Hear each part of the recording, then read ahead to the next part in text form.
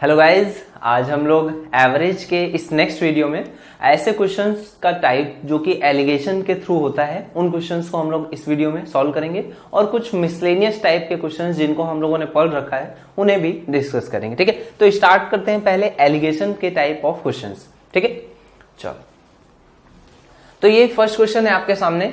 एक कक्षा के 100 विद्यार्थियों के औसत अंक कितने हैं? 65 हैं। ठीक है, उसके आगे दिया गया है यदि पास विद्यार्थियों के औसत अंक कितने हैं और फेल विद्यार्थियों के औसत अंक अगर इतने हैं तो आपको बताना है फेल विद्यार्थियों की संख्या क्या है। यहां पर आपको कुल संख्या दी गई है, कितनी है? 100। उसके बाद बताया गया है टोटल विद्यार्थियों के औसत अंक कितने हैं? 65 है। देखो टोटल अंक अगर 65 है तो उसको आप यहां पे रख सकते हो। पास, उसमें से कुछ विद्यार्थी पास हुए होंगे, कुछ विद्यार्थी फेल हुए होंगे। तो पास विद्यार्थियों के औसत अंक कितने हैं? 80 हैं। और जो फेल विद्यार्थी हैं उनके औसत अंक कितने हैं? 55 है। ठीक है, तो यहां से आप क्या करोगे? एलिगेशन लगा दोगे, क्योंकि आप लोगों ने एलिगेशन प्रॉपर्ली पढ़ रखा है। तो यहां पे आपको पता है औसत अंक में जब हम लोग एलिगेशन लगाते हैं तो नंबर्स में रेशियो मिल जाता है। तो यहां पर देखो डिवाइड कर डिफरेंस निकालोगे, कितना आ जाएगा? ये आ जाएगा 15 और यहां पर कितना आ जाना है? 10। ठीक है, तो यहां से 5 से काट दोगे, ये आ जाएगा 2:3 में, यानी कि टोटल कितने विद्यार्थी हैं? 5। और क्वेश्चन में कितना दिया गया है? 100। तो आपसे क्वेश्चन में क्या पूछ रहा है? फेल विद्यार्थियों की संख्या। फेल विद्यार्थी कितने हैं? 3 है। तो ये वैल्यू आप निकाल लोगे। 5 से किस में गुणा करें? 20 से, तो ये हो जाएगा 100। तो यहां पर आप 20 से गुणा करोगे, ये आ जाएगा 60। आपका करेक्ट आंसर हो जाएगा। अगर आपसे पूछ रहा है फेल विद्यार्थियों की संख्या तो वो 60 होगी। अगर पास विद्यार्थियों की संख्या पूछेगा तो वो कितनी हो जाएगी? 40। ठीक है, चलो अगले क्वेश्चन पे आते हैं। नेक्स्ट क्वेश्चन क्या बोल रहा है? एक दफ्तर के लेखपालों एवं अफसरों के औसत वेतन कितना है? मतलब कुछ लेखपाल हैं और कुछ अफसर हैं। ठीक है, और टोटल उनका जो औसत वेतन है वो कितना है? 2650 रुपए। इसके आगे क्या बोल रहा है? अफसरों का जो औसत वेतन है वो कितना है? 4200 रुपए। तथा लेखपालों का जो औसत वेतन है वो कितना है? 2030। इस तरह से है। यदि अफसरों की संख्या 8 हो, अब देखो यहां पर आप क्या करोगे? एलिगेशन लगा दोगे। ये एक 0 यहां पर कॉमन है, इसको काट दोगे। 203 है, यहां पर 65 है, तो कितना डिफरेंस आ जाएगा? 62 का। यहां पर देखो ये डिफरेंस कितने का आ जाएगा? अब 35 जोड़ोगे 300 हो जाएगा। 100, 120 और 35, ये कितना हो जाएगा? 155। ठीक है, इसके बाद देखो ये किसी से कट रहा है, 31 से काट दोगे, 31 का दुगुना 62 और 31 का 5 गुना 155। तो ये अनुपात आ जाएगा 5:2 का। आपको बोल रहा है अफसरों की संख्या कितनी है? 8 है। तो 2 की वैल्यू कितनी दी गई है? 8। तो 5 की वैल्यू कितनी आ जाएगी? 10। तो क्वेश्चन में क्या पूछा? लेखपालों की संख्या बतानी है। करेक्ट आंसर कितना हो जाएगा? 10।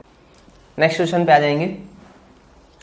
अब ये क्वेश्चन क्या बोल रहा है? 4 लड़के और 3 लड़कियों का औसत खर्च कितना है? 120 रुपए। 4 लड़के और 3 लड़कियों का औसत खर्च दिया गया है 120 रुपए है। यदि लड़कों का औसत खर्च, बॉयज का औसत खर्च कितना है? 150 रुपए हो, तो बताना है लड़कियों का औसत खर्च, गर्ल्स का औसत खर्च कितना होगा। देखो यहाँ पे संख्या का अनुपात आपको पता है 4:3 है। ठीक है, तो यहां से आप डिफरेंस निकालोगे, कितना आ जाएगा? 30।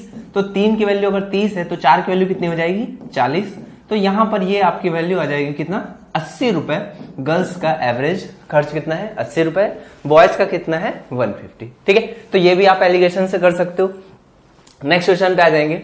नेक्स्ट क्वेश्चन क्या बोला है? 6 मेज और 12 कुर्सियों की जो कीमत है वो कितनी है? 7800 रुपए है। एक मेज का औसत मूल्य कितना है? देखो यहां पर एक तरफ क्या है? मेज है। मेज का औसत मूल्य दिया गया आपको कितना? 750 रुपए है। कुर्सी का औसत मूल्य आपसे पूछा जा रहा है, ये कितना है आपको बताना है। और ओवरऑल उनका जो कीमत है वो कितनी है? 7800 है।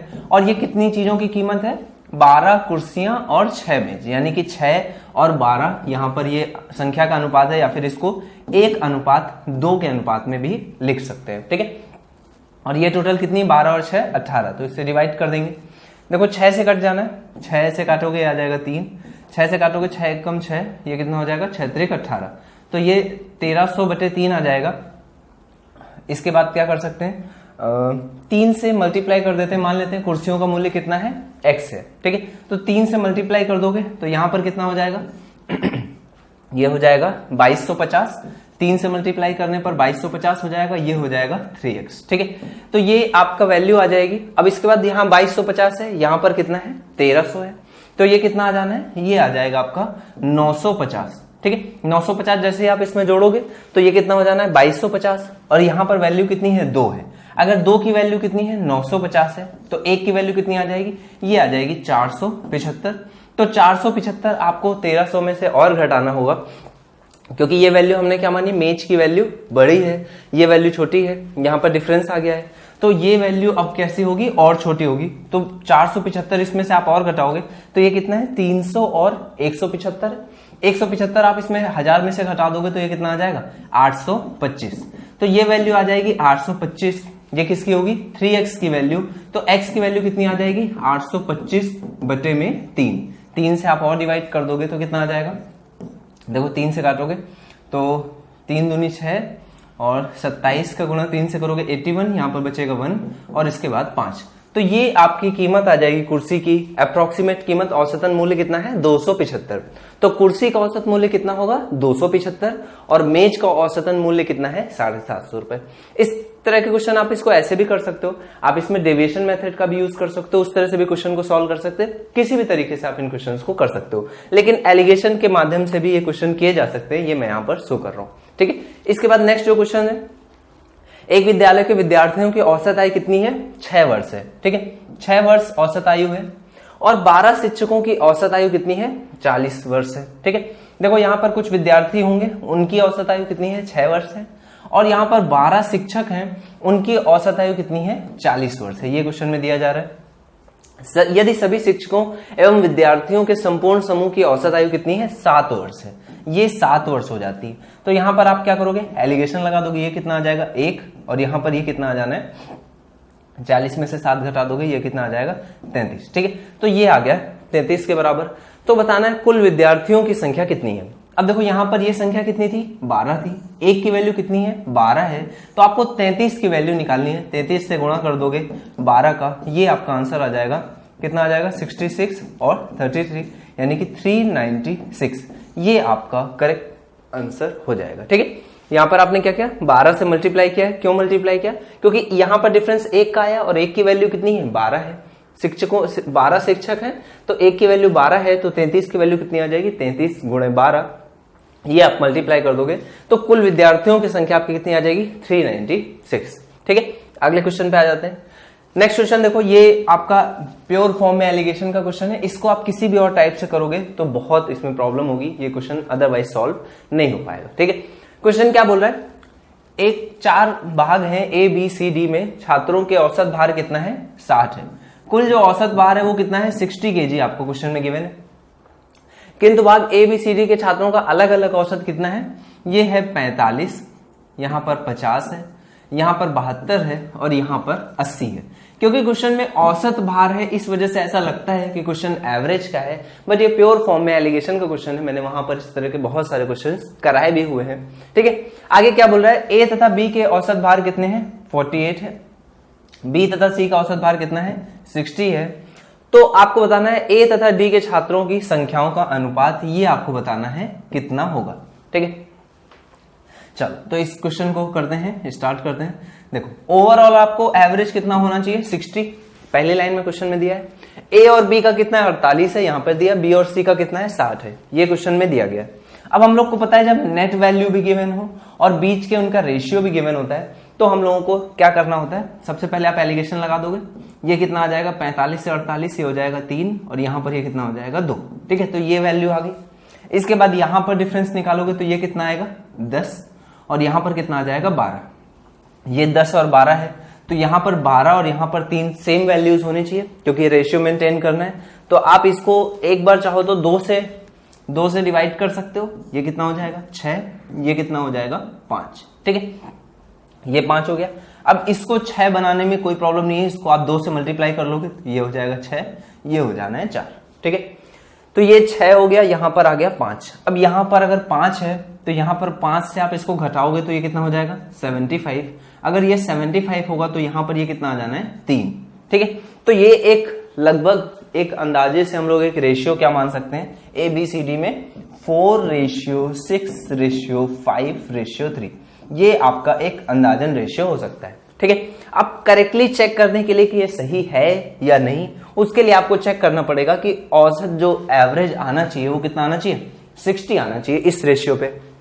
तो चेक करते हैं, देखो ये 60 से कितना कम है, माइनस में 15, ये कितना कम है, माइनस में 10, ये कितना ज्यादा है, प्लस में 12, और ये कितना ज्यादा है, प्लस में 20। तो ये 20 का डेविएशन है और ऐसी कितनी संख्या है, 3, तो नेट डेविएशन कितने का आ जाएगा, 60 का। यहाँ पर 12 का डेविएशन है प्लस का, ऐसी कितनी संख्या है, 5 है, तो नेट डेविएशन 60 का आ जाएगा। इसी तरह से यहाँ पे -10 का डेविएशन, ऐसी 6 संख्या है, तो माइनस का कितना, 60 का डेविएशन, और यहाँ पे 15 का डेविएशन है माइनस में और ऐसी 4 संख्या है, तो नेट डेविएशन ये भी कितना हो जाएगा, -60।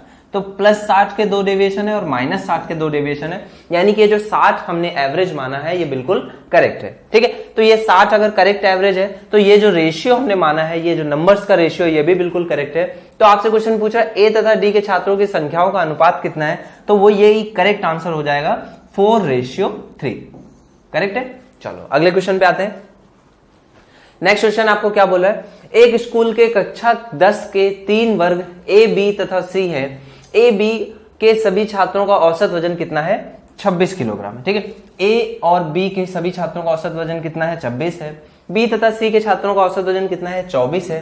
तो तीनों के आपको बताना है औसत वजन क्या होगा। इसके बाद आगे क्वेश्चन में क्या दिया गया है, यदि कक्षा ए, बी, सी के औसत वजन क्रमशः अलग अलग कितने हैं, 24, 27 और 21। ठीक है, ए तथा बी का कितना आपको दिया गया है, 26 होना चाहिए। बी तथा सी के सभी छात्रों का कितना होना चाहिए, 24 होना चाहिए। आपको बताना क्या है, तीनों कक्षाओं का औसत वजन कितना होगा। देखो बहुत इजी क्वेश्चन है, सभी लोगों ने आई होप कर रखा होगा एलिगेशन में। यहां पे देखो डिफरेंस कितने का आएगा, 2 का, यहां पर कितना आएगा, 1 का। इसके बाद यहाँ पे देखो डिफरेंस कितने का आएगा, 3 का, यहाँ पे डिफरेंस कितने का आएगा, 3 का। तो ये 3:3 में है, यहाँ पर 1:2 में है। ये नंबर्स आपके सेम होने चाहिए, तो सबसे पहले इसको 3 से 3 काट दोगे, ये 1:1 आ जाएगा। इसमें 2 से गुणा कर लोगे तो ये हो जाएगा 2, ये भी कितना हो जाएगा, 2। तो अब ये रेशियो आपका बन जाएगा 1:2:2। ठीक है, और ये संख्याएं क्या क्या एवरेज है, 24, 27 और 21। ठीक है, तो आप एक बीच का एवरेज लगभग मान लो, मान लीजिए कि 24 करेक्ट एवरेज है। ठीक है, अगर 24 करेक्ट एवरेज होगा तो डेविएशन यहां से चेक कर लेते हैं। देखो +3 का डेविएशन है, +3 का डेविएशन है, ऐसी कितनी संख्या है, 2। और यहां पर देखो -3 का डेविएशन है, कितनी संख्या है, 2। तो ये कितना हो गया, 0 हो गया, यानी कि 24 जो आपने माना है वो बिल्कुल करेक्ट एवरेज है। तो ए, बी तथा सी यानी तीनों कक्षा के विद्यार्थियों का औसत वजन क्या होगा, ये करेक्ट आंसर आपका कितना हो जाएगा, 24 आपका करेक्ट आंसर हो जाएगा। नेक्स्ट क्वेश्चन पे आ जाते हैं। नेक्स्ट क्वेश्चन देखो क्या बोल रहा है, गणित की 3 कक्षाओं का XYZ ने बीज गणित का टेस्ट लिया गया। तो कक्षा X का औसत स्कोर कितना है, 83 है। कक्षा Y का औसत स्कोर कितना है, 76 है। और कक्षा Z का औसत स्कोर कितना है, 85 है।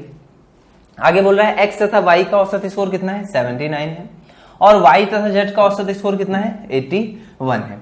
आपको बताना है XYZ का औसत स्कोर क्या होगा, तीनों कक्षाओं का औसत स्कोर बताना है। आप सेम चीज फिर से अप्लाई करोगे। यहाँ पे डिफरेंस देखो कितने का है, 3 का, यहाँ पर 4 का, यहाँ पर देखो ऑलरेडी 4 का है, तो यहाँ पर डिफरेंस देखोगे कितने का है, 5 का। तो ये आपका वैल्यू मैच कर गई है, तो डायरेक्टली आप आंसर लिख सकते हो 83, 76 और 85। रेशियो क्या है, 3:4:5 है। तो आप एक करेक्ट नंबर एवरेज लगभग मान लेते हैं कि 80 जो है वो करेक्ट एवरेज है। ठीक है, तो यहां पर देखो डेविएशन कितने का, +3 का, और ऐसी कितनी संख्या है, 3 है, तो ये कितना हो जाएगा, +9। यहां पर डेविएशन कितने का है, -4 का, और ऐसी कितनी संख्या है, 4 है, तो ये हो जाएगा 16। यहां पर देखो +5 का डेविएशन है और 5 ऐसी संख्या है, तो ये कितना हो जाएगा, +25। तो 16 में से 25 जाएगा, ये आ जाएगा 9, 9 और 9 कितना हो जाएगा, 18। कितने में डिवाइड होना है, 5, 4, 9 और 3, 12 में। तो ये आपका कट करके आ जाएगा 1.5। तो 80 में 1.5 जोड़ोगे तो 81.5, ये इसका करेक्ट एवरेज हो जाना है। क्लियर। इसके बाद अब हम लोग कुछ इसमें एवरेज में कुछ मिसलेनियस टाइप के जो क्वेश्चंस होते हैं उनको यहां पर सॉल्व करेंगे।